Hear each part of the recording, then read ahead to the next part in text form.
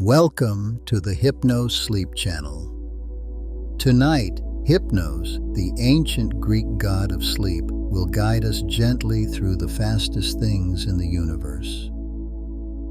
For now, imagine a single flash of light, leaving a lamp in a quiet room. It crosses the space around you so quickly that your senses cannot divide the journey into moments.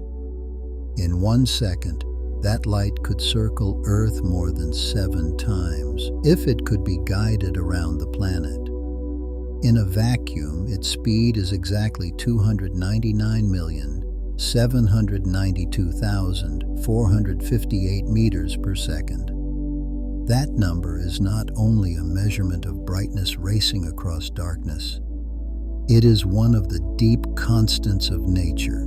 The same speed followed by radio waves, X-rays, gamma rays, and every massless signal that moves freely through empty space. The first surprise is that light is not fast because photons are powerful engines. Light moves at this speed because massless particles have no rest frame. They cannot sit still and then accelerate the way a spacecraft does. In the structure of relativity, a photon exists only in motion, always traveling through vacuum at the same cosmic limit. You can slow light down while it passes through glass, water, or air because the wave is interacting with matter, but in empty space the limit returns. The universe seems to have written one maximum rate into the relationship between space, time, energy, and cause. If you could watch that same flash leave Earth and climb toward the moon, it would no longer feel instantaneous. The moon is close enough to raise tides, brighten night landscapes, and show familiar craters through a small telescope. Yet its average distance is about 384,400 kilometers. Light covers that distance in roughly 1.3 seconds. A radio message sent to astronauts on the lunar surface cannot arrive at once. There is a pause, small but real, because even the fastest possible signal must cross the gap. That delay is a useful doorway into the scale of space. The moon is often treated as Earth's neighbor, and it is. But neighborhood has a different meaning in astronomy. If Earth were the size of a basketball, the moon would be a smaller ball more than 7 meters away. The empty distance between them would be large enough to hold every other planet in the solar system, if those planets were placed side by side by diameter. The comparison is not perfect as an orbital model, but it makes one scientific point clearly. Space is sparse long before it becomes interstellar. Now imagine the flash leaving the moon behind and continuing toward the sun. The sun looks immediate in the sky because sunlight surrounds daily life, yet every warm ray on your skin began its outward journey about 8 minutes and 20 seconds earlier. The sun is roughly 150 million kilometers away, so when you see the solar disk, you see it as it was more than 8 minutes ago. If the sun could vanish in some impossible instant, Earth would not know until the last ordinary sunlight had already crossed the distance between.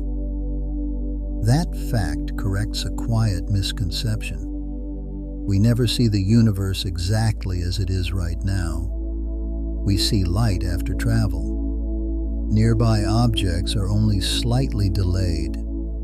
The moon is a little more than a second old in our view. The sun is more than 8 minutes old. Jupiter, depending on the arrangement of the planets, can be tens of light minutes away. The farther we look, the deeper we look into history, because vision itself is a record carried by photons. Continue outward, and the solar system begins to show how a very fast thing can still seem slow. Light from the sun reaches Mercury in a little over 3 minutes. Venus in about 6, Earth in 8, Mars in about 12 or 13, and Jupiter in roughly 3/4 of an hour when measured from the Sun. Saturn is more than an hour of light time from the solar center. Uranus and Neptune are several hours away. Pluto, on average, receives sunlight that has traveled for more than 5 hours. Daylight at Pluto is old sunlight, weakened by distance but still moving at the same perfect speed. Brightness fades because light spreads, not because the photons become tired. A sphere of light expands outward from the Sun, and the same total power is spread over larger and larger surfaces. Double the distance, and the same sunlight is diluted across 4 times the area. That inverse square rule is why the outer planets live under a dimmer sun. The speed of light is unchanged, but the energy arriving at each square meter becomes smaller as space opens around it. If you could ride outward beside that radiation, the distances would soon stop feeling planetary and begin feeling architectural, as if the solar system were a vast building with rooms separated by hours of light. The Kuiper Belt, where icy worlds and small bodies orbit beyond Neptune, is not a wall, but a broad region of leftovers from planetary formation. Far beyond it lies the possible Oort cloud, a distant swarm of icy bodies thought to surround the Sun in a loose sphere. Its outer edge may reach a light year or more from the Sun, though the exact structure remains inferred rather than directly mapped. This is where the word edge becomes dangerous. The solar system does not end at a fence. It fades through overlapping definitions. One edge might be the last major planet. Another might be the heliopause, where the solar wind gives way to interstellar plasma. Another might be the farthest comets, still gravitationally bound to the Sun. Science often replaces simple borders with physical transitions, and each transition tells a different story about motion, pressure, gravity, and history. Our fastest spacecraft are slow compared with light, and that contrast is one of the most humbling measurements in modern exploration. NASA's Parker Solar Probe has become the fastest human-made object by falling repeatedly toward the Sun after careful gravity assists from Venus. Near its closest solar approaches, it reaches about 430,000 miles per hour, or roughly 190 kilometers per second. That is astonishing by human standards. At such a speed, a journey between major cities on Earth would take less than a heartbeat. Yet, compared with light, Parker's Solar Probe is moving at only a tiny fraction of the cosmic limit. Light travels about 300,000 kilometers per second. Parker moves at around 190 kilometers per second near record speed. That is about 0.06% of light speed. The fastest machine we have ever sent into space would still take thousands of years to reach the nearest star if it could somehow point outward and maintain that speed. Human engineering has touched the edge of the Sun, but not the edge of relativity. The reason Parker becomes so fast is not a rocket burning constantly. It is orbital mechanics. When a spacecraft falls deeper into the Sun's gravitational field, gravitational potential energy becomes kinetic energy. Venus flybys reshape the orbit, gradually lowering the probe's perihelion, the closest point to the Sun. Near that point, the probe moves fastest, just as a comet accelerates while falling inward and slows again as it climbs away. Speed in space is often a story of exchanging energy with gravity. Here is the surprising part. Falling can be a way of going fast. Around Earth, satellites are constantly falling around the planet, missing the ground because their sideways motion carries them forward. Around the Sun, spacecraft, planets, and comets are all moving through curved paths set by gravity and inertia. Parker's solar probe is not defeating nature. It is using nature's rules with extraordinary precision, letting the Sun's mass do what no onboard engine could easily accomplish. Now the journey leaves the solar system, and the first true interstellar distance arrives. Proxima Centauri, the nearest known star beyond the Sun, is about 4.24 light-years away. That means its light takes more than 4 years to reach us. When you look toward that faint red dwarf, you are seeing a star as it was years ago. The distance is about 40 trillion kilometers, a number so large that ordinary travel comparisons begin to collapse. At the speed of a commercial airplane, a trip to Proxima Centauri would take millions of years. At the speed of Voyager 1, one of the fastest escaping spacecraft, the journey would still take tens of thousands of years. Even Parker's solar probe's record solar speed would not make the trip into a human-scale voyage. The nearest star system is not next door in any practical sense. It is a continent beyond continents, an ocean beyond oceans, measured in years traveled by light itself. This is why the light year is so useful, and also why its name confuses people. A light year is not a time. It is a distance. The distance light travels in 1 year in vacuum, about 9.46 trillion kilometers. Astronomers use it because kilometers become enormous too quickly. Saying Proxima Centauri is 4.24 light-years away means that light needs 4.24 years to cross the space between. It also means the distance is about 4.24 times the distance light covers in a full year. If you could stand on a world orbiting Proxima Centauri and look back toward the Sun, our star would be a bright point among other stars, not a blazing disk. Earth would be invisible without powerful instruments. From that viewpoint, the familiar solar system becomes one more small address in the stellar neighborhood. Distance turns the center of human life into a dot, while the same laws of light and gravity continue to operate without preference. The Alpha Centauri system, of which Proxima is a distant member, gives another lesson in speed and observation. Alpha Centauri.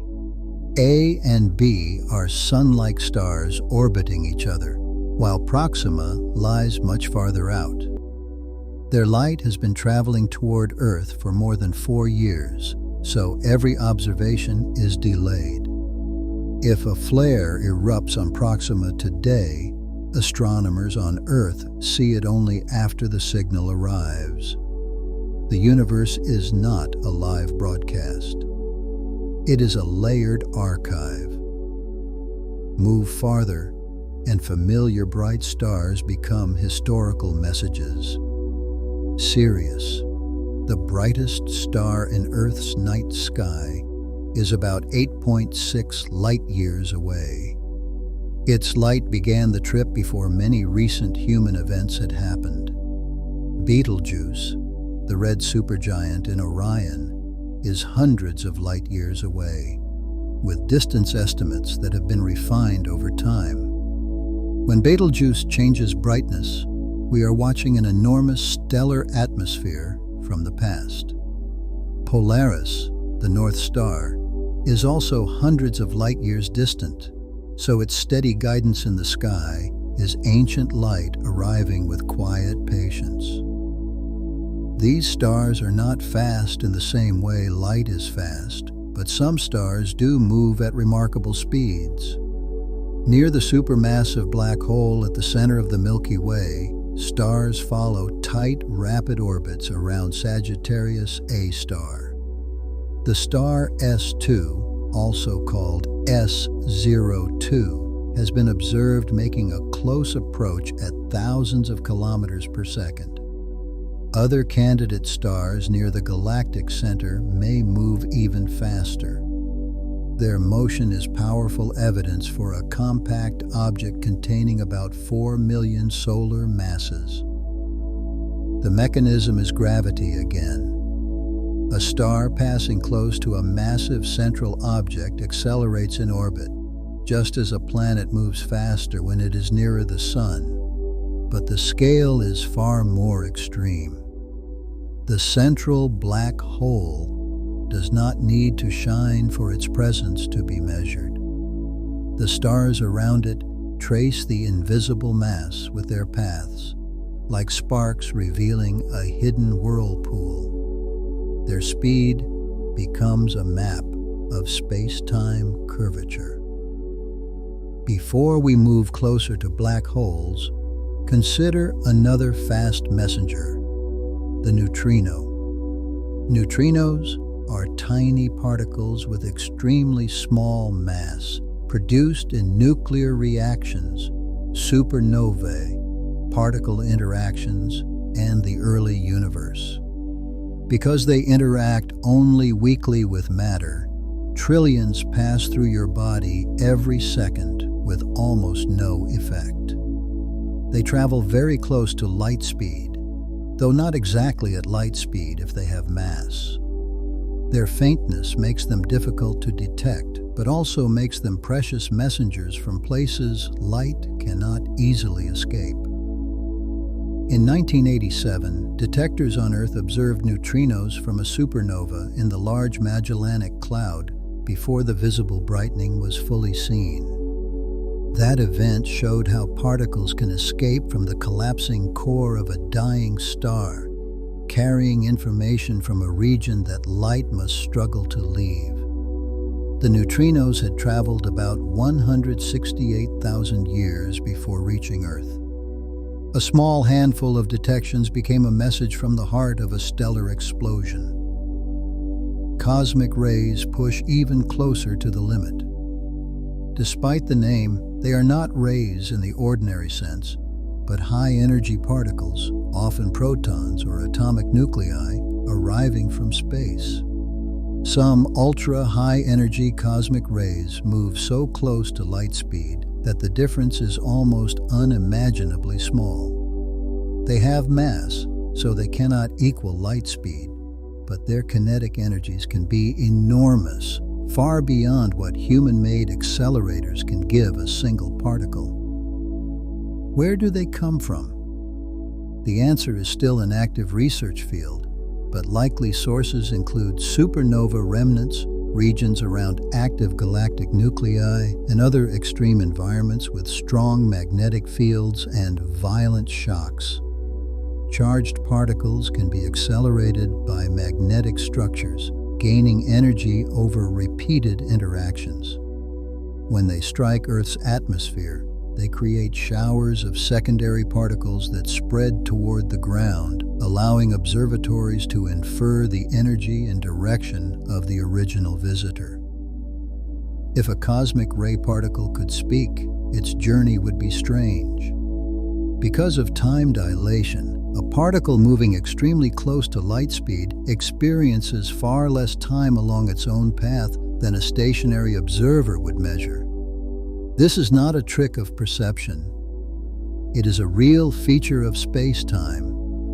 Muons created high in Earth's atmosphere survived to reach the ground, partly because, in our frame, their internal clocks run slow at high speed. Relativity is not only a theory for distant galaxies. It is measured in particles raining through the air. Time dilation is one reason near light speed travel feels so strange. Imagine a spacecraft able to move at 99% of light speed, though building such a craft is far beyond present technology. To observers on Earth, the trip would still take years to nearby stars. To the travelers, less time would pass because their motion changes how their path through space-time is divided between space and time. The faster they go, the more dramatic the difference becomes. But reaching the speed of light is not merely difficult. For anything with mass, it is impossible according to special relativity. As a massive object accelerates, its energy increases without bound as it approaches light speed. Each additional step toward the limit demands more energy than the last. At the limit itself, the required energy would be infinite. The rule is not a weakness of engines. It is a boundary in the geometry of motion. Length contraction is the companion effect. From Earth's frame, a near light-speed spacecraft would appear shortened along its direction of travel. From the cruise frame, distances ahead would be contracted, helping explain how their own elapsed time could be shorter. Neither viewpoint is the one true version, while the other is false. Relativity teaches that measurements of time and distance depend on motion, while the speed of light remains the same for all observers in uniform motion. This is where causality enters the story. Light speed is not just the speed of glowing things. It is the maximum speed at which information and influence can travel locally through space-time. If signals could move faster than light in ordinary ways, cause and effect could become tangled for different observers. The universe protects its order by tying motion, time, and information together. The speed limit is also a rule for keeping events in a consistent sequence. Now imagine our journey approaching a black hole from a safe distance, with instruments watching the star field behind it. The stars would not stay in their usual places. Their light would bend around the compact mass, because gravity and general relativity is the curvature of space-time. This bending is gravitational lensing. It can magnify, distort, and multiply images of background objects, turning gravity into a natural telescope and a natural warning. A black hole matters to a story about speed because it is defined by the failure of escape. Escape velocity is the speed needed to break free from a gravitational field. On Earth, it is about 11 kilometers per second. At the surface of the Sun, it is much higher. At the event horizon of a black hole, the escape velocity reaches the speed of light. Since nothing can locally move faster than light, nothing inside that boundary can send a signal back out. The event horizon is not a solid surface. A large black hole might let an infalling observer cross without noticing a sharp local boundary at that instant. The difference is causal. Outside the horizon, some future paths can still lead away. Inside, every future-directed path leads deeper inward. Light still moves locally at light speed, but the geometry has changed so completely that all possible directions of the future point toward the interior. Near a black hole, light can do remarkable things before it is lost.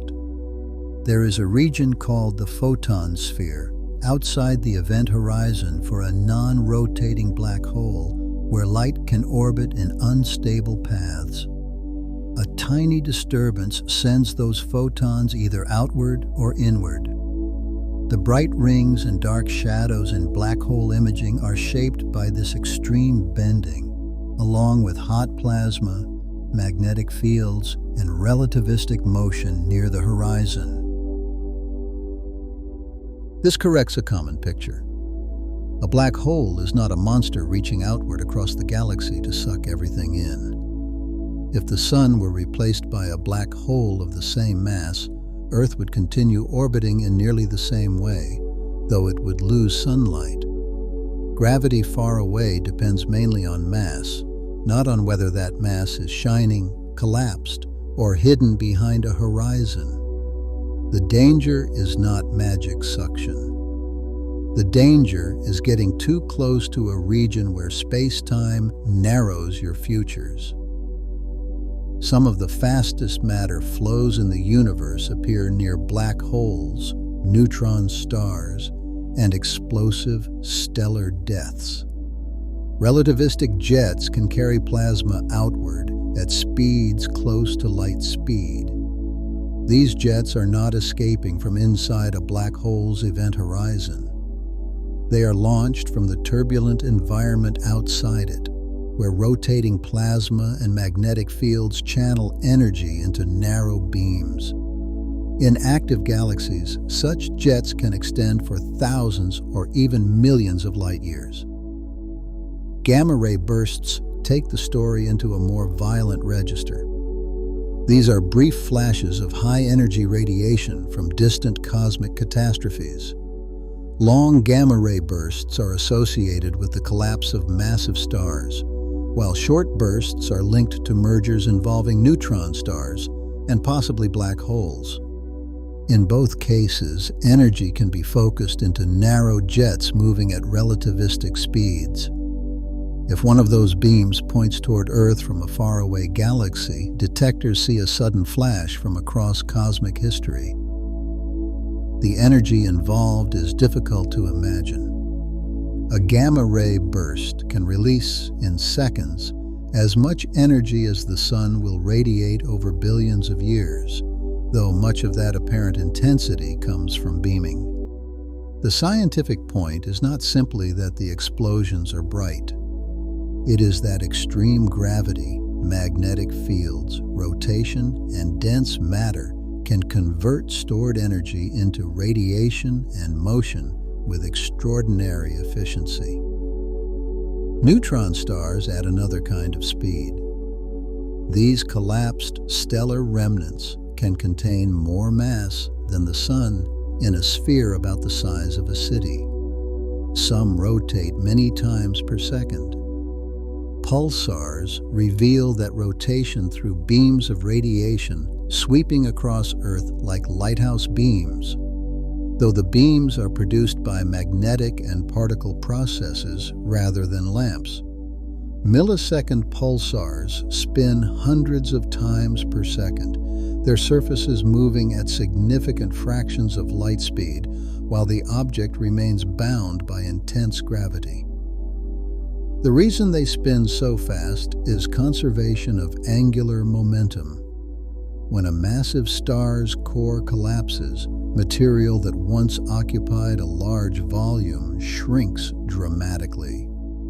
Like a figure skater pulling in their arms, the collapsing core spins faster as its radius decreases. The comparison is useful because both systems conserve angular momentum, but the neutron star version is far more extreme. A stellar core becomes a compact clock of dense matter, gravity, magnetism, and rotation. Some neutron stars have magnetic fields trillions of times stronger than Earth's. These magnetars can produce flares that release staggering energy. Their crusts may crack under magnetic stress, and their magnetic fields can rearrange violently. Again, speed appears not only as travel through distance, but as the rate of change in physical systems, magnetic reconnection, particle acceleration, radiation bursts, and rotating beams that cross interstellar space. Now widen the view to the Milky Way. Our galaxy is a flattened spiral system containing hundreds of billions of stars, along with gas, dust, dark matter, stellar remnants, and a supermassive black hole at the center. Light needs about 100,000 years to cross the stellar disk, depending on how the galaxy's size is defined. If a signal left one side when early humans were living on Earth, it might only now be arriving at the other side. That crossing time gives the galaxy a strange emotional scale. The Milky Way is our home galaxy, yet it is far too large to be a single human place. A beam of light can cross Earth in a fraction of a second, reach the Moon in a little over 1 second, reach the Sun in minutes, cross the outer solar system in hours, reach the nearest star in years, and still need 100 millennia to cross the galaxy. Light is unimaginably fast. The galaxy is more unimaginably wide. The Milky Way itself is moving. The Sun orbits the galactic center at roughly hundreds of kilometers per second, taking about 225 to 250 million years to complete one circuit. This speed is enormous compared with daily life, but still tiny compared with light. Galactic rotation also reveals that visible matter is not enough to explain the observed motions. Stars far from the center move faster than expected if only visible mass were present. This is one of the lines of evidence for dark matter. Dark matter is not the same as dark energy. Dark matter behaves gravitationally like matter. It clumps, helps form galaxies, and holds structures together. Dark energy is associated with the accelerated expansion of space on cosmic scales. The name sounds similar because both are unseen, but their roles are different. One helps gather galaxies. The other appears to drive distant galaxies apart faster over time. Beyond the Milky Way are companion galaxies. The Large Magellanic Cloud is about 160,000 light-years away, and the Small Magellanic Cloud is about 200,000 light-years away. Their light began its trip when modern humans were emerging and spreading across Earth. These galaxies are close enough to be gravitationally involved with the Milky Way, and they show that galaxies are not isolated islands. They orbit, interact, strip gas, form stars, and carry histories written in motion.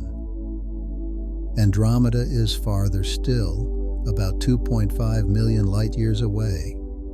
Its light began traveling toward us before humans existed. When you see Andromeda as a faint smudge in a dark sky, you are receiving photons that left another spiral galaxy while early human ancestors were living on Earth. The distance is enormous, yet Andromeda is part of our local group, a gravitationally bound collection of galaxies that includes the Milky Way, Triangulum, and many smaller systems. For many years, popular explanations have described an eventual merger between the Milky Way and Andromeda several billion years from now. The broad reason is gravitational attraction within the local group. Andromeda's light is blue-shifted overall, meaning it is moving toward us along our line of sight. But the exact future depends on sideways motion, galaxy masses, interactions with other local group members, and improved measurements. The safest narration is that a future interaction or merger is expected in many models, while details remain scientifically refined. This is an important kind of scientific honesty. Not every cosmic fact has the same level of certainty. The speed of light in vacuum is exact by definition. The Moon's average distance is well measured. The behavior of distant galaxies depends on models, observations, uncertainties, and ongoing work. A good journey through the universe should keep wonder and caution together. Mystery is stronger when it is accurate. Past Andromeda, the scale becomes clustered. Galaxies gather into groups and clusters connect into filaments and walls separated by enormous voids. The Virgo cluster lies tens of millions of light-years away and contains many galaxies bound together by gravity. Larger structures like the Laniakea supercluster and regions associated with the Great Attractor describe flows of galaxies through the cosmic web. These names are not destinations like planets. They are patterns in the large-scale distribution of matter. On these scales, speed becomes harder to define with ordinary intuition. A galaxy can have its own peculiar motion, moving under gravity relative to nearby structures. At the same time, the space between distant galaxy clusters expands. The farther away a galaxy is, on average, the faster its distance from us increases because there is more expanding space between here and there.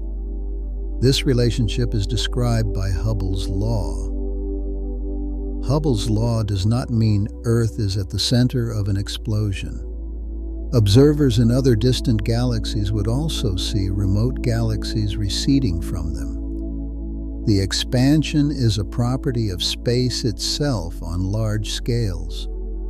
A common analogy is dots on the surface of an inflating balloon. As the surface stretches, every dot sees other dots moving away, and more distant dots separate faster.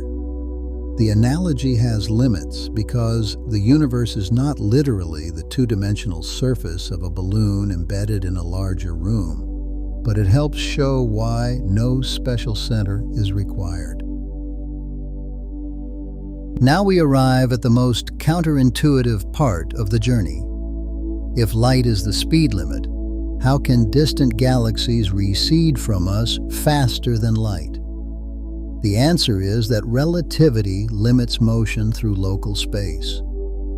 It does not place the same simple speed limit on the growth of distance caused by the expansion of space itself. A galaxy very far away can be nearly at rest in its own local region, while the space between that galaxy and us stretches so much that the total distance increases faster than light could cross it. This sounds like a loophole, but it is really a distinction. A spacecraft cannot pass you locally faster than light. A signal cannot race through your laboratory faster than light in vacuum. But two distant regions of the universe can become separated at a rate greater than light speed, because the metric, the measurement of distance across expanding spacetime, is changing. The galaxies are not breaking the local traffic law. The road between them is lengthening. The observable universe creates another famous puzzle. The universe is about 13.8 billion years old, yet the observable universe is roughly 93 billion light-years across. How can we see a region now much farther away than 13.8 billion light-years? The reason is that light from the most distant observable matter was emitted long ago when that matter was much closer. While the light traveled, space expanded. Today, the regions that emitted that ancient light are far more distant than the simple travel time alone would suggest. The edge of the observable universe is not a wall. It is a horizon.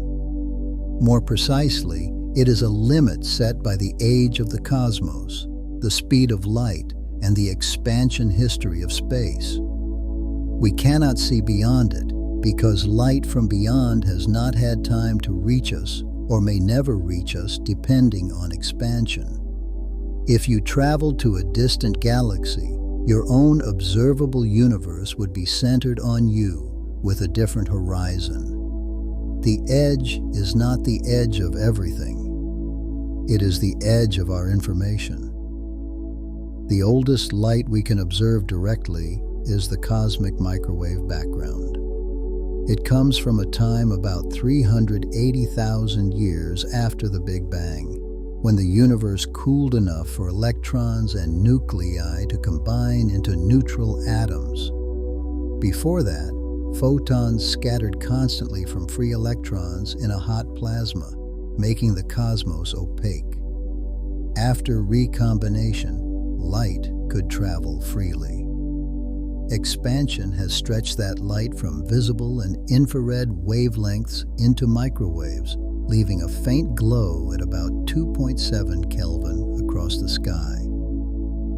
If you could tune your instruments to that background, you would not see an ordinary surface in space. You would see a spherical shell in time, the farthest and earliest light that can reach us from all directions. Tiny temperature variations in it became seeds for later structure, showing where matter was slightly denser or thinner in the young universe. The cosmic microwave background is not only old light. It is a map of the infant cosmos. Before that background, the story enters theory and inference. Cosmic inflation is the idea that the very early universe underwent an extremely rapid expansion in a tiny fraction of a second. Inflation was proposed to explain why the universe appears so uniform on large scales, why space is so close to flat, and why certain unwanted relics are not observed. During inflation, distant regions could have been carried apart faster than light by the expansion of space itself.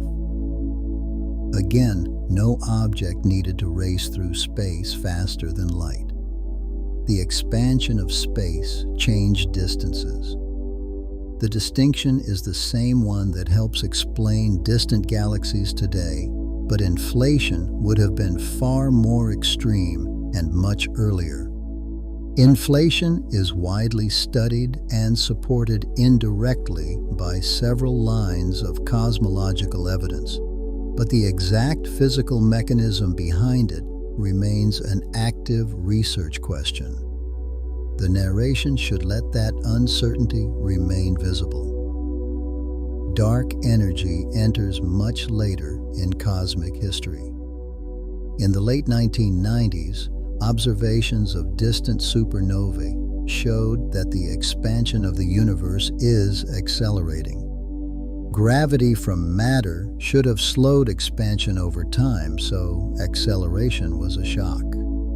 The name dark energy refers to whatever is causing this accelerated expansion. It may be a cosmological constant, a constant energy density of space itself, or it may point to deeper physics not yet understood. According to current cosmological measurements, dark energy makes up most of the universe's energy budget, while dark matter makes up much of the rest, and ordinary matter is only a small fraction. That means stars, planets, gas clouds, mountains, oceans, and bodies are built from the minority ingredient. The luminous universe that fills our eyes is not the dominant substance of cosmic accounting. Most of the cosmos is known through its gravitational and expansion effects rather than direct touch. If dark energy behaves like a cosmological constant, the long-term future trends toward a big freeze, sometimes called heat death. Galaxies not gravitationally bound to us will move beyond reachable horizons. Star formation will decline as gas is used up. Existing stars will age and die. Over immense timescales, stellar remnants, cool black holes may evaporate through Hawking radiation, and usable energy becomes increasingly unavailable. This is not a sudden ending. It is a gradual thinning of cosmic possibility. The Big Rip is a more speculative alternative. If dark energy grows stronger with time in a particular way, the accelerated expansion could eventually overcome bound systems, first galaxy clusters, then galaxies, then solar systems, planets, and even atoms. Current evidence does not require this scenario, and many models favor a more constant dark energy behavior. But the idea helps show why measuring dark energy matters. The future of everything depends on the physics of empty space. The question of faster-than-light travel sits at the edge between established physics and speculative imagination. Wormholes are hypothetical shortcuts through space-time, allowed in some mathematical solutions of general relativity, but traversable wormholes would likely require exotic conditions, such as negative energy densities, and no evidence shows that usable wormholes exist. Warp drive ideas, such as the Alcubierre concept, also manipulate space-time mathematically, so a craft would not locally exceed light speed, but they demand forms and amounts of energy far beyond known engineering and may create causality problems. These ideas are worth mentioning carefully because they clarify the rule. Relativity does not simply say the phrase faster than light is forbidden in every sentence. It says that local motion through space-time by matter, energy, or information cannot exceed light speed. Mathematical geometries can create subtler cases, and cosmic expansion creates real, faster-than-light recession over enormous distances. The science fiction mistake is to treat those subtleties as easy technology. Return now to the original flash of light from the quiet room. In less than a blink, it crossed the room. In a little more than a second, light crosses the moon's distance. In minutes, sunlight crosses the space to Earth. In hours, it reaches the outer planets. In years, it reaches the nearest stars. In 100,000 years, it crosses the Milky Way. In millions of years, it bridges the space to Andromeda. Across the observable universe, even light becomes a historian instead of a traveler arriving on time. That is the central wonder of speed in the cosmos. The fastest thing moving through space is still too slow to make the universe small. Light is quick enough to define cause and effect, but not quick enough to erase distance. Its journey turns every telescope into a time machine, every star into a delayed message, every galaxy into a chapter from an earlier universe. The fastest, massive particles approach the limit but never reach it. Cosmic rays arrive with energies that reveal violent accelerators scattered through space. Neutrinos cross stars and planets almost untouched. Jets from black holes and gamma-ray bursts push matter into relativistic motion. Neutron stars spin with city-sized surfaces moving at astonishing rates. Parker's solar probe falls through the sun's gravity faster than anything humans have built. Each example approaches the boundary from a different direction, and each one teaches why the boundary matters. But the largest answer is stranger than any object. The expansion of space can increase distances faster than light over cosmic scales. This does not make light less fundamental. It makes the universe more subtle. Locally, light remains the limit. Globally, the geometry of space can change the meaning of separation. The fastest thing in the universe may not be a thing flying through darkness, but the stretching of distance itself. Consider what that means for the distant galaxies near our cosmic horizon. Some light reaching us now began its journey when the universe was young. Some galaxies we can observe today are already beyond any possible future contact.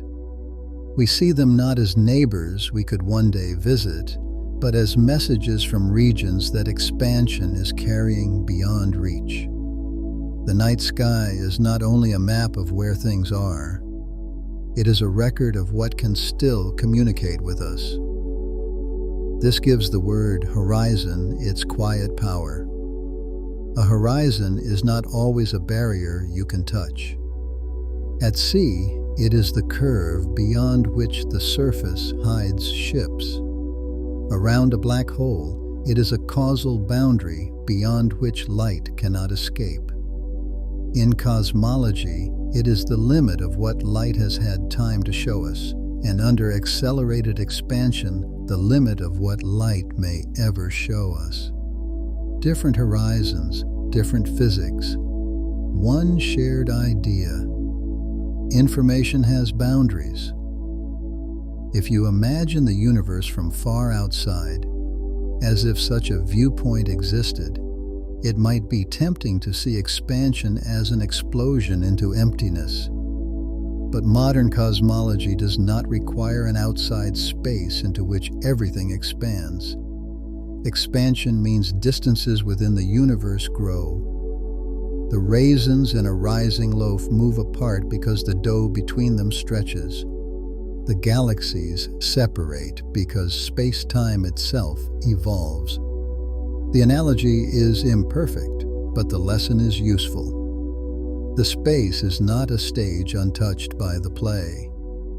The stage is part of the physics. The speed of light, then, is both a limit and a measuring tool. It tells us how quickly causes can travel. It defines the light year. It shapes relativity, time dilation, black holes, cosmic horizons, and the ancient glow of the cosmic microwave background.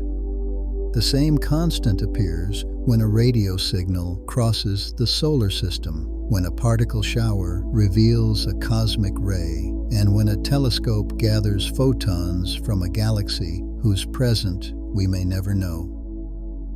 In a human life, seconds feel small, years feel large, and centuries feel almost unreachable. In astronomy, a second can span the moon, a year can define a stellar distance, and 100,000 years can be just the width of a single galaxy. The scales do not ask us to feel small in a hopeless way. They ask us to think more carefully about the relationship between speed and knowledge. We know the cosmos because light and particles have had time to arrive. Even the darkness between stars is not empty in the simple sense. It contains fields, low-density particles, relic radiation, gravitational influence, and expanding geometry. A photon crossing intergalactic space follows the straightest possible path through curved and evolving space-time. A neutrino may pass through galaxies almost as if they are mist. A gravitational wave, traveling at light speed, can carry news of black hole mergers through the fabric of space-time itself. The universe communicates in several messengers, and all obey the deep causal structure. Gravitational waves deserve a place in the story of speed because they are ripples in space-time produced by accelerating masses, such as merging black holes or neutron stars. They travel at the speed of light, as confirmed with powerful evidence when gravitational waves from a neutron star merger were detected along with electromagnetic light from the same event. These waves do not move through space like sound through air. They are changes in space-time geometry propagating outward. When detectors on Earth measure them, the effect is astonishingly small. Arms of an interferometer change length by less than a fraction of a proton's width. Yet from that tiny stretching and squeezing, scientists infer collisions that released vast energy in gravitational form. Speed here is tied to information again. The waves carry news of motion, mass, and merger across cosmic distance at the same fundamental limit followed by light. If the episode has a single path, it is this. Begin with local speed, then discover that distance changes the meaning of fast. Across a room, light is immediate. Across the Earth-Moon system, it creates a conversational delay. Across the solar system, it becomes mission planning. Across interstellar space, it becomes years. Across a galaxy, it becomes prehistory. Across the observable universe, it becomes cosmology. This is why a 2-hour journey about speed is really a journey about scale.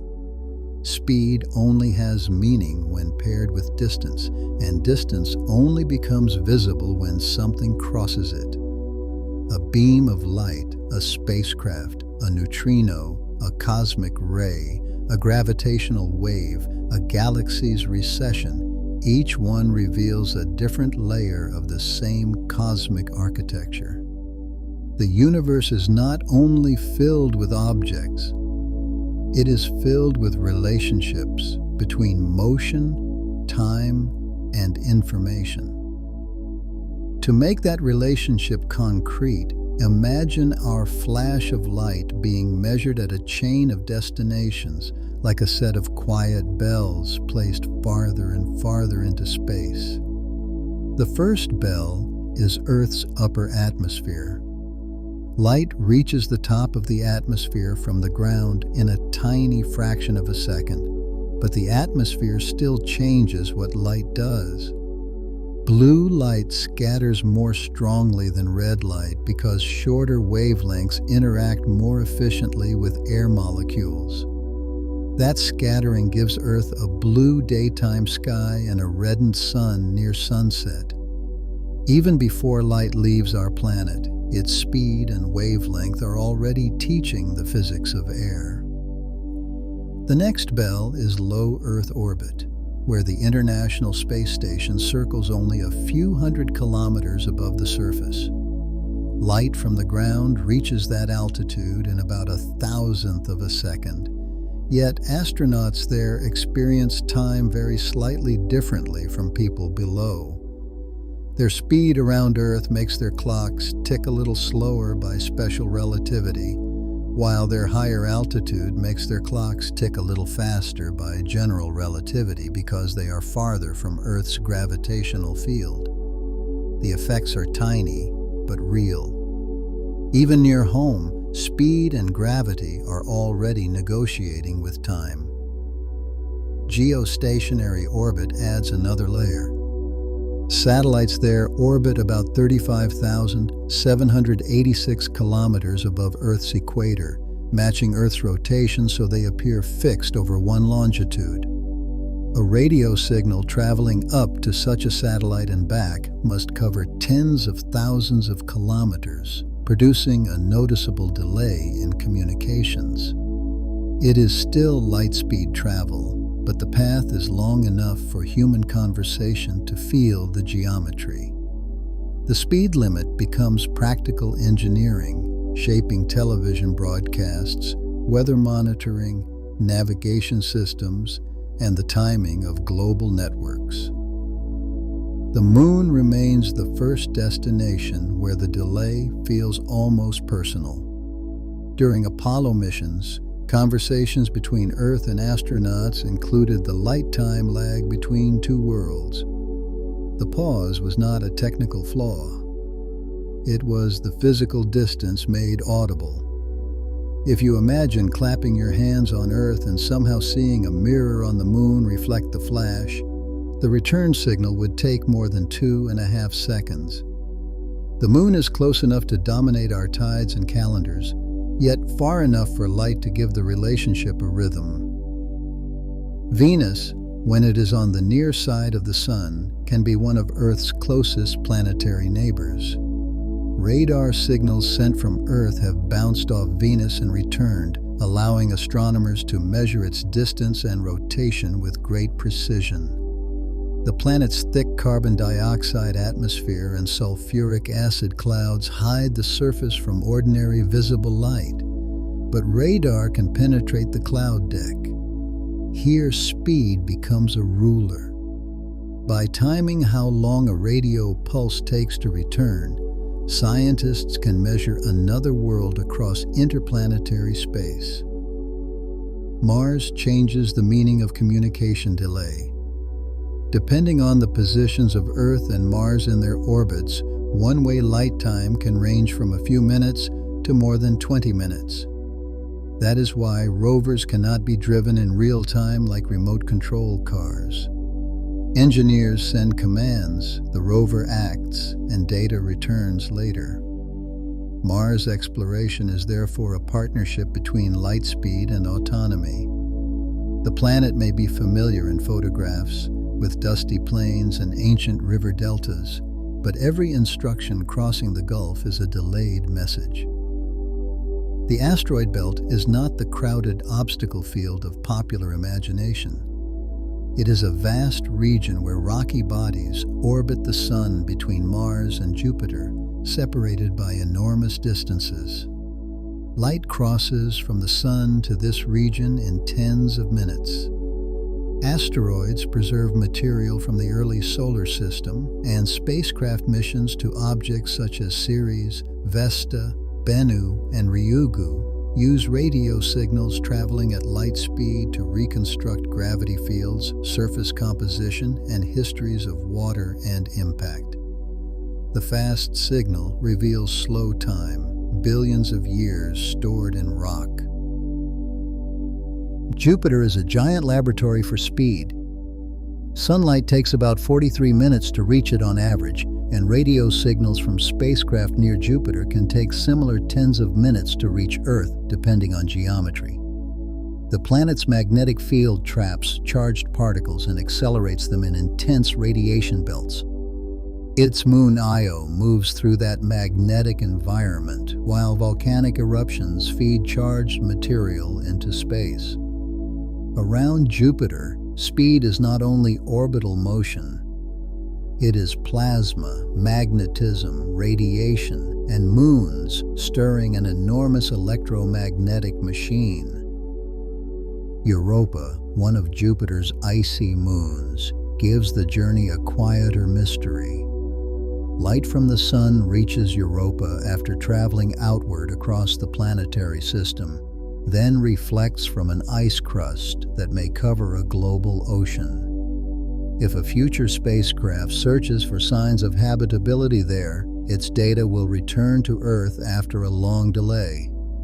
The science will depend on spectroscopy, radar, magnetometer readings, and gravitational measurements. Each instrument converts reflected light, radio waves, or motion into evidence. Speed carries the signal, but patience interprets it. Saturn is more than an hour of light time from the Sun, and its rings turn speed into structure. The ring particles orbit, according to Kepler's laws, with inner particles moving faster than outer ones. The rings look like a smooth disk from far away, but they are made of countless icy fragments, from grains to boulders, each following gravity's rules. Waves and gaps form through resonances with moons. The beauty of Saturn is not static decoration. It is orbital mechanics made visible. Titan, Saturn's largest moon, is wrapped in a thick nitrogen atmosphere and has lakes and seas of liquid methane and ethane on its surface. Sunlight there is dim and old, having traveled more than an hour from the Sun. The chemistry is cold, slow, and alien, yet the same light-speed communication governs our knowledge of it. The Huygens probe descended through Titan's haze in 2005, sending data that crossed the Saturn system and then the long distance back to Earth. A world can be far away and still become scientifically intimate through delayed signals. Uranus and Neptune push the travel time scale into deeper hours. Sunlight takes roughly 2.5 hours to reach Uranus and more than 4 hours to reach Neptune. At those distances, solar power weakens dramatically, so spacecraft design changes. The outer planets are cold, not because sunlight moves more slowly, but because sunlight has spread over a vastly larger sphere. The same photons that would blaze near Mercury arrive there diluted, turning noon into a dim blue distance. Neptune's moon. Triton offers a reminder that distant objects can be geologically alive. Voyager 2 saw dark geyser-like plumes on Triton during its 1989 flyby. Those images and measurements took hours to travel back to Earth at light speed. Triton may be a captured Kuiper Belt object, pulled into orbit around Neptune long ago. Its motion is retrograde, meaning it orbits opposite Neptune's rotation. Speed here tells history. An unusual orbit preserves evidence of a gravitational capture. Pluto is small, distant, and scientifically rich.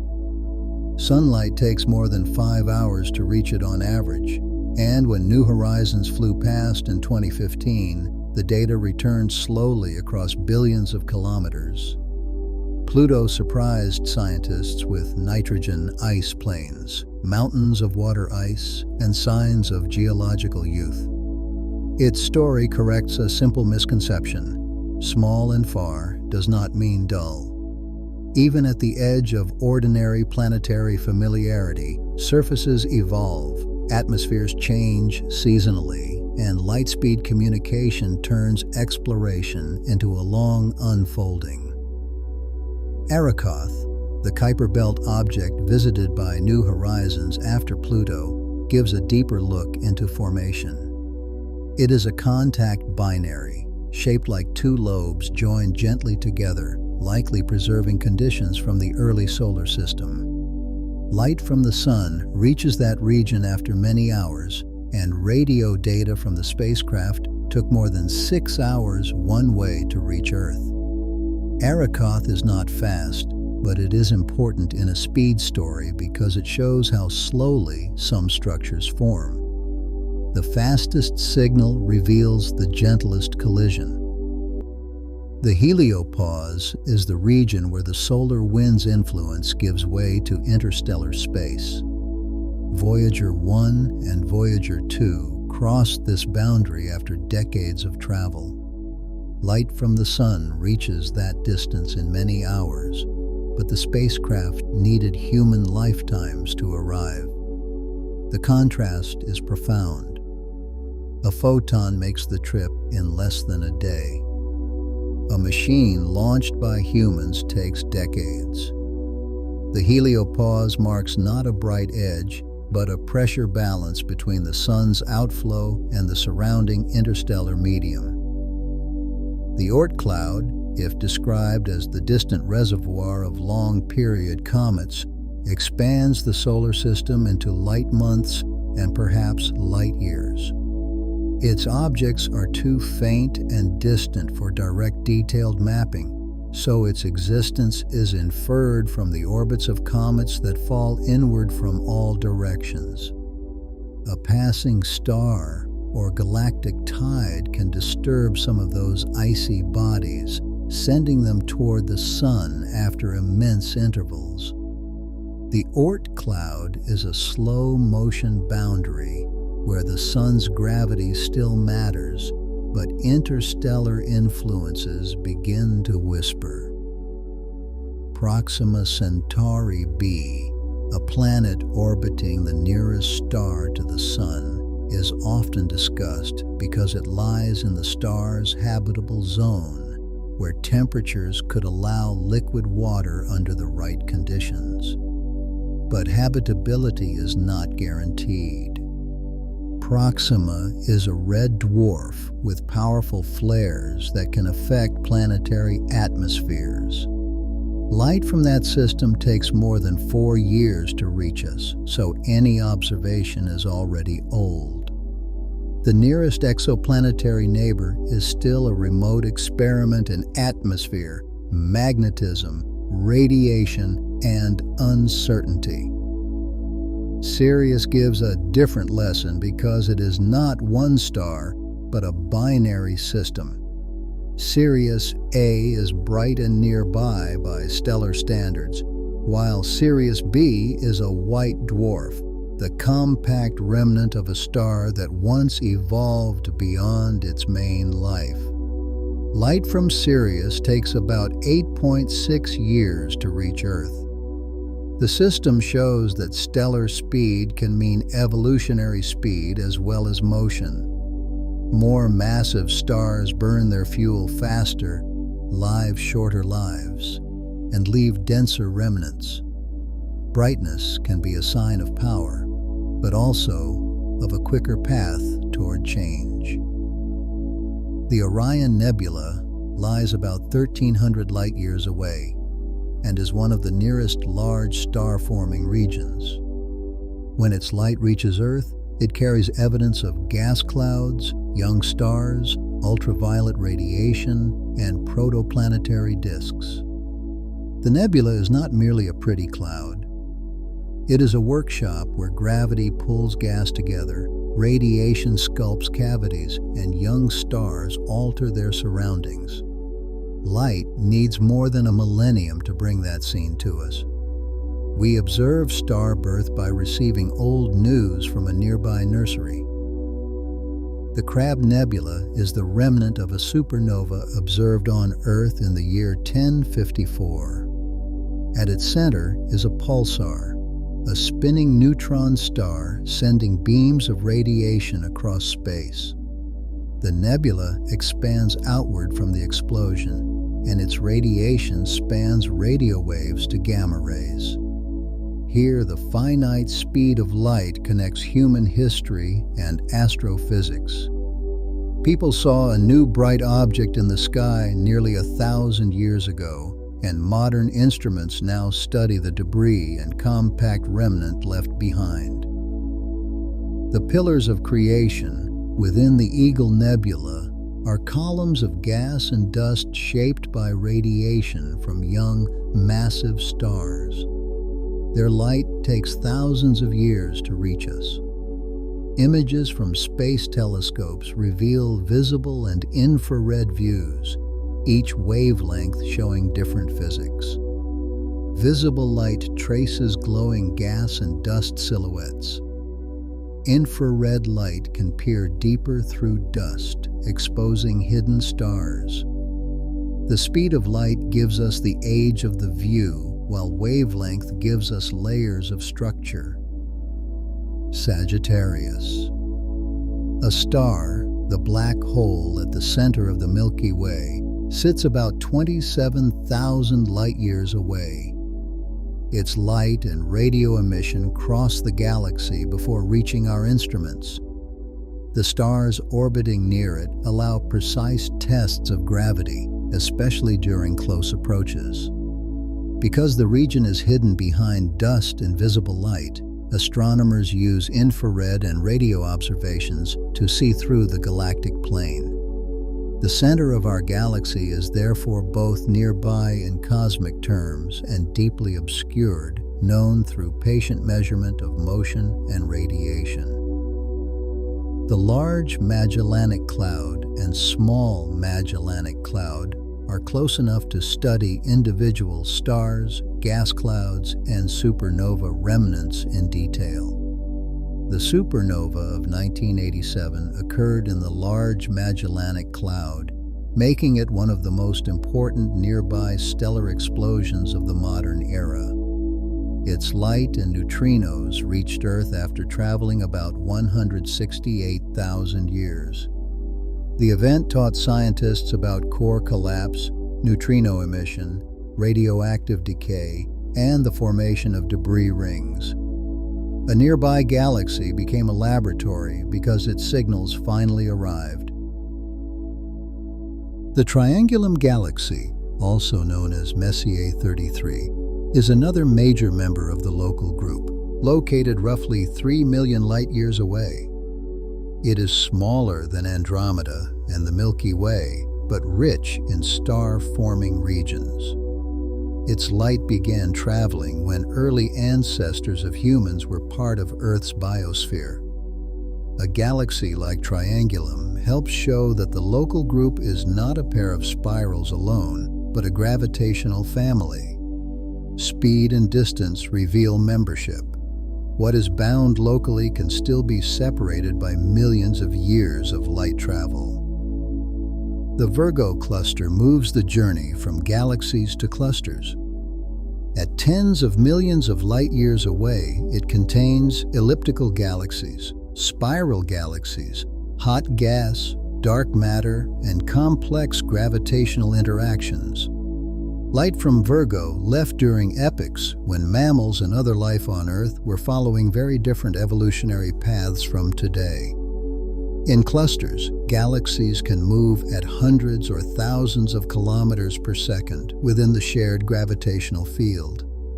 That is fast by any human standard, yet still modest beside light.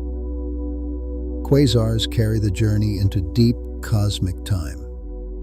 A quasar is an active galactic nucleus powered by a feeding supermassive black hole, where infalling gas becomes extremely hot and luminous before crossing the horizon. Some quasars are seen from billions of years ago because their light has crossed much of cosmic history. They can outshine their host galaxies, not because the black hole itself emits from within the horizon, but because the surrounding accretion disk converts gravitational energy into radiation with tremendous efficiency. Gravitationally lensed quasars add another beautiful complication.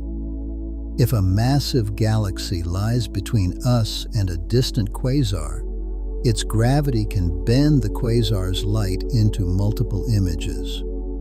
Those images can arrive at different times because the paths through curved space-time have different lengths and gravitational delays.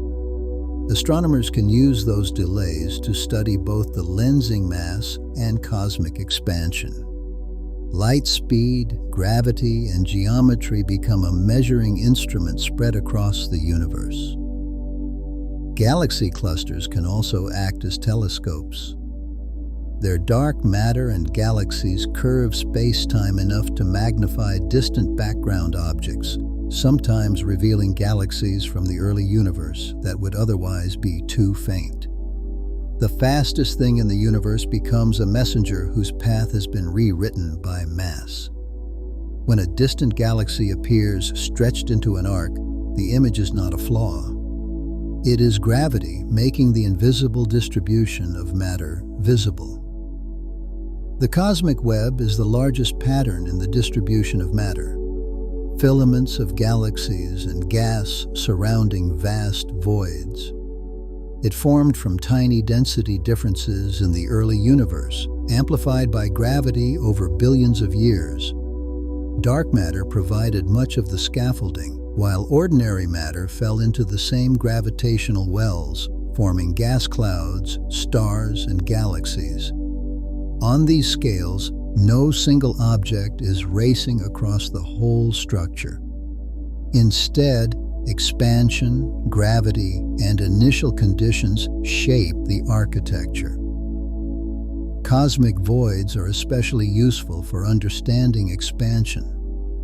They are enormous regions with relatively few galaxies, and because there is less matter to slow or complicate expansion locally, they help reveal the stretching of space on large scales. A void is not truly empty, but it is underdense compared with filaments and clusters.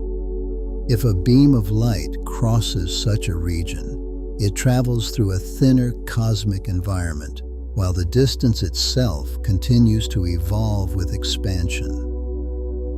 The Great Attractor is a name given to a region influencing the motion of galaxies, including our own, through gravity. It lies partly hidden behind the plane of the Milky Way, where dust and stars obscure visible observations. Modern maps place it within a larger context of flows and superclusters, including the Laniakea region. It reminds us that galaxies have peculiar motions in addition to cosmic expansion. A galaxy can be carried by expanding space while also falling gravitationally toward mass concentrations. The cosmic microwave background returns here as a final destination in the object chain. It is not an object in the ordinary sense, but a surface of last scattering, the oldest light we can directly observe. Every direction in the sky contains that faint microwave glow. Its tiny variations show the early seeds of all later structure. The CMB is a speed story because it is light that has been traveling for nearly the entire age of the universe, while the space it crossed expanded dramatically along the way. Beyond the CMB, ordinary light cannot show us earlier times directly, but other messengers may carry clues. Gravitational waves from the very early universe, if detected, could reveal physics from epochs inaccessible to electromagnetic radiation. Neutrino backgrounds may also exist as relics from the hot early cosmos, though they are extraordinarily difficult to observe. The deeper we look, the more the universe demands different messengers. Light is the fastest familiar guide, but not the only carrier of information. Now consider the event horizon of the observable universe alongside a black hole horizon. They are not the same physical thing, but they rhyme conceptually. A black hole event horizon marks a boundary beyond which signals cannot escape to the outside. A cosmological horizon marks a limit beyond which signals cannot reach us because of cosmic history and expansion. In both cases, the speed of light and the geometry of space-time decide what can be known. Horizons are not simply distances. They are boundaries in communication. There is also a difference between the particle horizon and the event horizon in cosmology. The particle horizon relates to the farthest distance from which light has had time to reach us since the beginning of the hot Big Bang. The cosmic event horizon, in an accelerating universe, concerns the farthest regions from which light emitted now could ever reach us in the future. One looks backward into what has been visible. The other looks forward into what will remain reachable. Both depend on expansion history. This distinction changes the emotional meaning of deep space images. Some galaxies visible in powerful telescopes may be sending light now that will never reach us, because expansion has carried them beyond future communication. We see earlier light from them because it was emitted when distances and expansion conditions were different. The present version of such a galaxy may already be beyond permanent contact. The sky contains objects we can observe but never influence. Redshift is the evidence woven through much of this story. When space expands while light travels, the light's wavelength stretches. Visible light can become infrared, then microwave over enough cosmic time. Astronomers measure redshift in spectra, looking at known atomic features shifted toward longer wavelengths. This tells them how much the universe has expanded since the light was emitted. Redshift is not merely a color change. It is a record of the changing scale of space. Blue shift is the opposite. wavelengths compressed toward shorter values, often because an object moves toward us. Andromeda's overall light is blue-shifted because of its motion toward the Milky Way within the local group. This does not contradict cosmic expansion because nearby gravitationally bound systems can have local motions stronger than the expansion between them. On small cosmic scales, gravity can hold systems together. On large scales, expansion dominates. The local group itself will likely remain bound while distant galaxy clusters recede beyond reach. This means the far future, under constant dark energy, is not empty everywhere in the same way. Bound structures can persist, while the space between unbound structures stretches. Future observers in a merged local group remnant may see fewer distant galaxies because their light will be redshifted and dimmed away. Cosmology changes not only what exists, but what future beings can know. The finite speed of light also protects the idea of a cosmic past. If light arrived instantly from everywhere, the sky would not be a time-depth archive. Because it takes time, astronomy becomes historical science. The moon shows a delay of seconds. The sun shows minutes. The nearest stars show years. Nebulae show centuries or millennia. Nearby galaxies show millions of years. Deep fields show billions. The universe does not hand us one present. It hands us a stack of arrivals.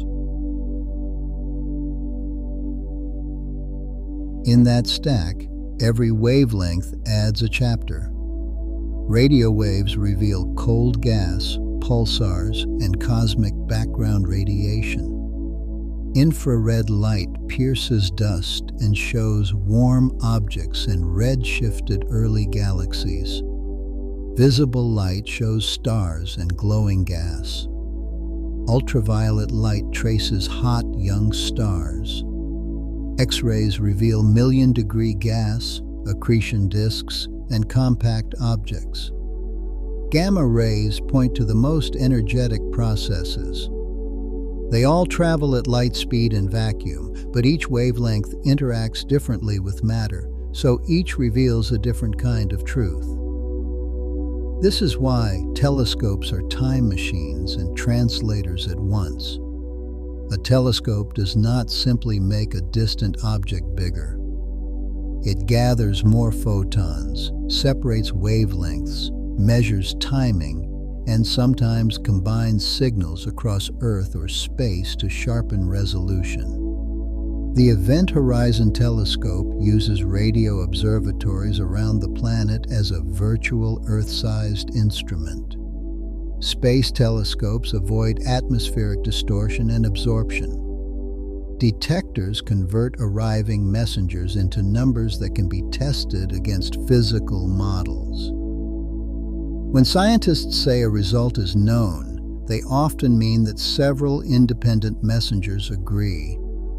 The speed of light is measured through electromagnetic theory, laboratory experiments, astronomical timing, and relativity.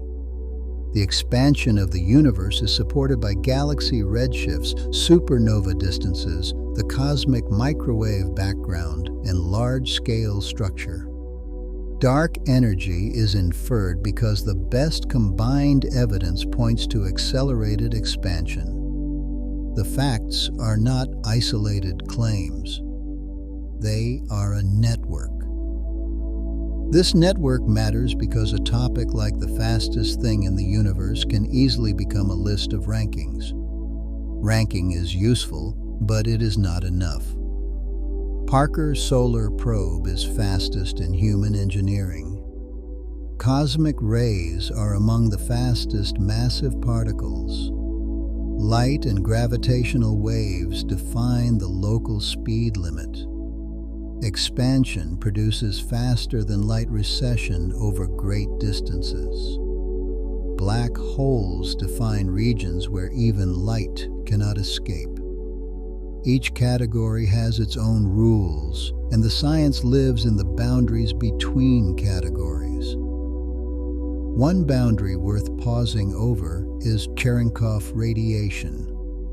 In water, glass, or another transparent material, light travels more slowly than it does in vacuum because it interacts with the medium. A charged particle moving through that medium can travel faster than light travels in that material, though still slower than light in vacuum. When that happens, it emits a blue glow called Cherenkov radiation. Nuclear reactors can show this eerie light in cooling water. The effect does not violate relativity. It is like a sonic boom, but with light in a medium instead of sound in air. This distinction helps correct a common phrase. Scientists sometimes say a particle traveled faster than light in water, but the missing words are in water. The universal speed limit is light speed in vacuum. Light in a material is delayed by interactions with atoms, while a fast-charged particle may move through with less delay. The blue glow is not a loophole through space-time. It is evidence that the local environment changes how electromagnetic waves propagate. Another misleading phrase appears in images of jets from quasars and black holes, apparent faster-than-light motion. Some jets seem to move across the sky faster than light, but this is a projection effect. If a jet is moving close to light speed and angled nearly toward Earth, light emitted later has less distance to travel than light emitted earlier. The arrival times compress, and the motion across our view can look superluminal. The plasma itself has not broken the limit. Geometry and timing have created the illusion. That illusion is scientifically valuable because it reveals the true speed and orientation of the jet. By modeling apparent motion, brightness, Doppler beaming, and spectra, astronomers can infer that material is moving at relativistic speeds. The universe sometimes appears to break its own rules, and then the careful explanation shows that the rules are deeper than the first impression. Apparent superluminal motion is not a failure of relativity. It is one of relativity's signatures. Quantum entanglement is another subject that often enters faster-than-light discussions. Entangled particles can show correlations that are stronger than classical intuition allows, even across large distances. But those correlations cannot be used to send controllable information faster than light. When one observer measures a particle, the result is locally random, and only later comparison through ordinary light speed or slower communication reveals the correlation. Quantum mechanics is strange, but it does not give a usable, faster-than-light messaging system. The no communication rule matters because it protects causality. If entanglement allowed instant messages, different observers in relative motion could disagree about the order of cause and effect in dangerous ways. Instead, quantum theory gives nature a subtler kind of connection, correlations without superluminal control. The universe can be more non-classical than everyday intuition while still respecting the causal speed limit that relativity requires. Tachyons are sometimes imagined as hypothetical particles that always move faster than light. In older theoretical discussions, they appeared as mathematical possibilities, but no evidence shows that real tachyons exist. In modern physics, a tachyon-like term in equations often signals an instability in a field rather than an actual faster-than-light particle traveling through space. It is safer to treat tachyons as a signpost in theory, not as known inhabitants of the cosmos. The same caution applies to negative energy. Quantum field theory allows certain effects, such as the Casimir effect, that can be described in terms of energy densities below a reference level in specific conditions. But using negative energy to hold open a wormhole or power a warp bubble would require control, quantity, and stability far beyond anything known. A mathematical permission slip is not an engineering plan. The gap between equations and machines can be wider than interstellar space. GPS satellites bring relativity back to daily life. Their clocks run at rates affected by both orbital speed and weaker gravity at altitude. Engineers must account for these effects, or navigation errors would grow quickly. The system works because the physics is understood well enough to correct the timing. The same theories that explain black holes and cosmic expansion also help your phone find a location. Cosmic speed limits are not remote philosophy. They are part of working technology. There is also a delay called the Shapiro time delay, predicted by general relativity. When light or radio signals pass near a massive object like the Sun, the curvature of space-time causes the signal to take slightly longer than it would in flat space. Space near mass is not simply a passive arena. Its geometry changes the path and timing of light. Experiments measuring radar echoes from planets and spacecraft have confirmed this effect, turning the Sun's gravity into a test of space-time. Gravitational lensing can even create time delays between multiple images of the same event.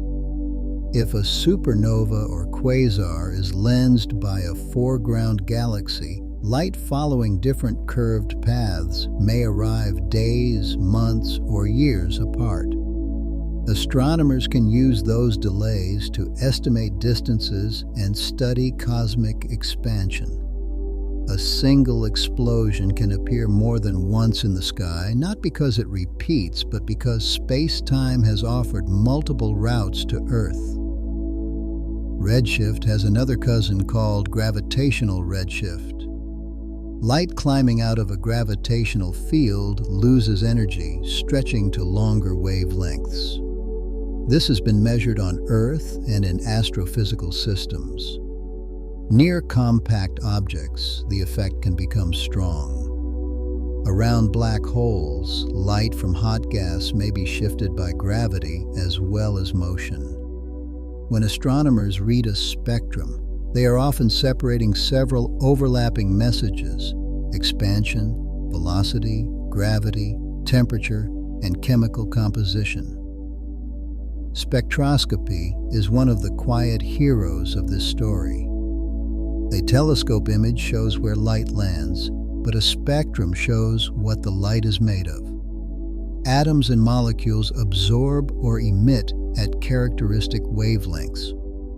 When those patterns shift, broaden, or split, they reveal motion, rotation, magnetic fields, temperature, density, and composition. The fastest messenger becomes a coded letter. Scientists do not merely look at space, they read it. The Hubble constant is the number that describes the present expansion rate of the universe.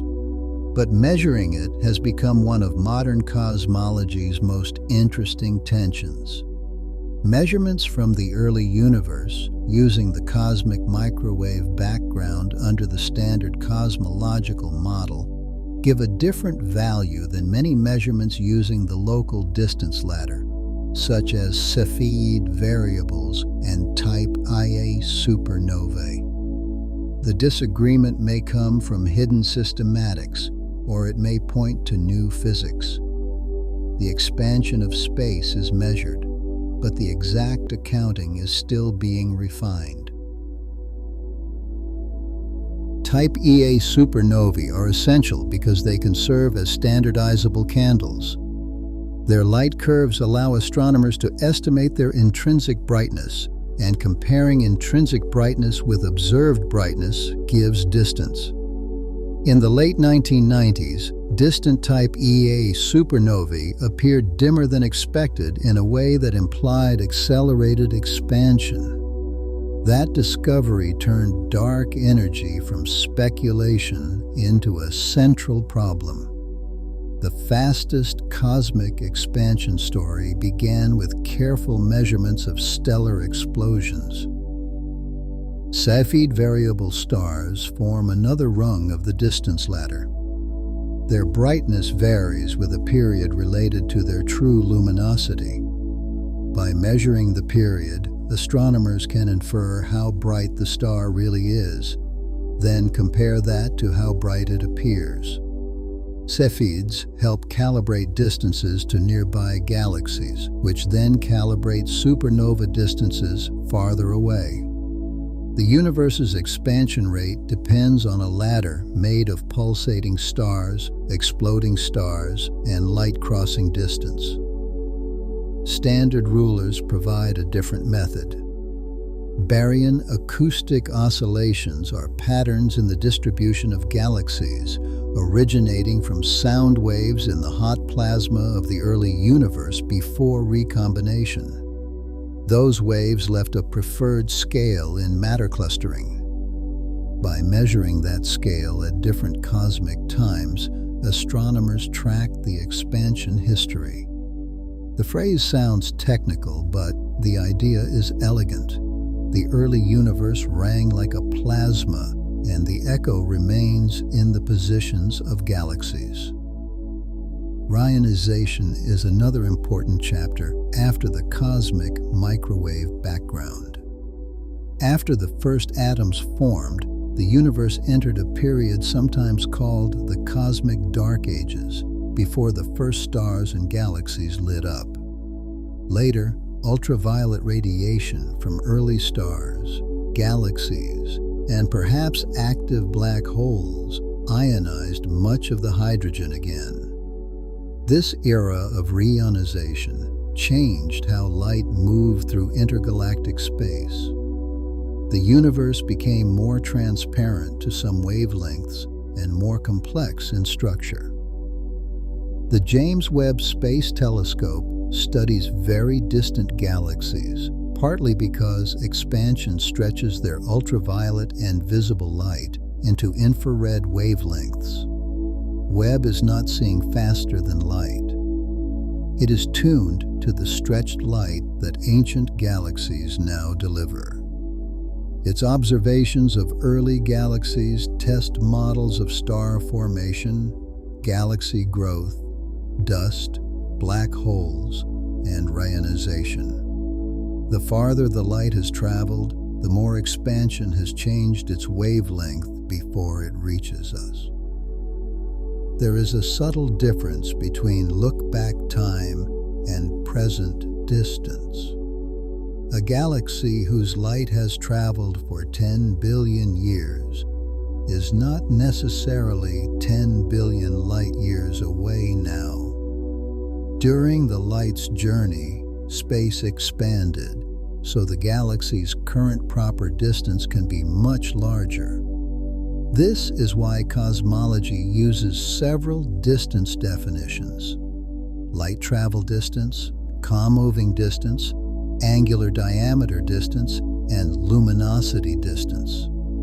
They sound like complications, but each answers a different observational question. Angular diameter distance tells us how large an object appears on the sky compared with its true size. In an expanding universe, very distant objects can behave counterintuitively. Beyond a certain redshift, objects of the same physical size can appear larger again because the light was emitted when the universe was smaller. Luminosity distance describes how dim an object appears after accounting for expansion and redshift. Distance in cosmology is not one number. It is a family of relationships between light, expansion, and observation.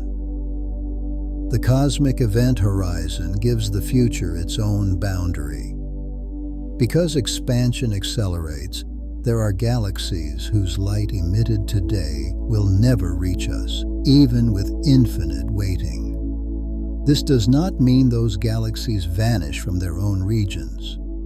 It means the stretching space between us prevents a new signal from closing the gap. The future observable universe may become poorer in distant information while local bound structures remain. Accelerated expansion changes the archive available to future astronomers. Black hole evaporation through Hawking radiation adds one of the slowest processes in the script, which may seem strange in a video about speed. Hawking radiation arises from quantum effects near horizons, and small black holes would radiate faster than large ones. Astrophysical black holes evaporate over timescales fantastically longer than the current age of the universe. The contrast is useful. The same physics that gives horizons their causal power may also give them an extremely slow thermal fate. Entropy connects the fastest and slowest stories. In thermodynamics, entropy roughly measures the number of microscopic arrangements compatible with a system's macroscopic state. Over time, usable energy becomes less available for work. The Big Freeze is a future in which expansion, stellar evolution, black hole physics, and thermodynamics gradually reduce the universe's ability to make new structure. It is not fast. It is the final consequence of energy spreading, stars fading, and horizons isolating regions from one another. The speed of thought and biological life are tiny compared with these scales, but they belong in the story because observers are physical systems too. Human brains process signals in milliseconds. Nerve impulses travel far slower than light. Yet, those slow biological systems can infer a universe where photons cross galaxies, neutrinos escape supernovae, and space-time expands beyond future reach. The cosmos is not made comprehensible because we are fast. It becomes comprehensible because signals arrive in patterns that careful minds can decode. Imagine one final instrument placed far in the future within the local group. If accelerated expansion continues, the distant cosmic web may become invisible beyond the local gravitationally bound remnant. Future astronomers might not easily discover the expansion history we know today. They might see a dark sky with local stars and remnants, missing the wider evidence that shaped modern cosmology. Knowledge itself has an era. We live at a time when the universe is old enough to contain rich structure and young enough that much of that structure can still be seen. That makes the present cosmic view precious. The night sky is not just beautiful because stars shine. It is scientifically generous because light from many eras is still arriving. We can see the moon's delayed reflection, the sun's 8-minute warmth, nearby stars from years ago, nebulae from ancient human history, galaxies from before humanity, quasars from the young cosmos, and the microwave afterglow from before stars existed. The finite speed of light turns distance into access. At the end of the journey, the fastest thing remains light for anything moving locally through space. No rocket, particle with mass, star, planet, or signal can overtake it in vacuum. Yet the universe has another kind of speed hidden in its geometry. Space can expand so that distant galaxies recede faster than light, not by breaking relativity, but by expressing general relativity on the largest scales. The local rule survives. The global picture becomes deeper. So, the answer to the question is beautifully divided. The fastest traveler through space is light. The fastest human-made object is a probe falling through the sun's gravity. The fastest massive particles are cosmic rays and other near-light speed particles accelerated by violent astrophysical engines. The fastest apparent separation belongs to expanding space across cosmic distances. Each answer is correct in its proper domain, and the distinctions are the science. The final reflection is simple, but it reaches far. We live in a universe where the ultimate speed is finite. Because it is finite, the sky has memory. Because distance is vast, every observation is delayed. Because space expands, some messages will never arrive. And because the same laws connect a lamp in a room to the edge of the observable universe, the fastest thing in existence becomes not only a number, but a guide to reality itself. Light crosses the room before thought can follow it. It reaches the moon after a small pause, the sun after minutes, the stars after years, the galaxies after ages. It carries images, warmth, spectra, histories, and limits. It reveals what can be known and where knowledge ends. And beyond the reach of even light, space continues to stretch, quietly carrying the most distant regions away from us, not as objects breaking the rules, but as the universe obeying rules larger than ordinary motion. That is where the journey can rest. At the boundary between speed and horizon, between what races through space and what space itself is doing. The fastest thing in the universe is not only a champion to be ranked, it is the key that lets us understand why the cosmos has a past we can see, a present we cannot fully know, and a future that is still being written into the geometry of everything.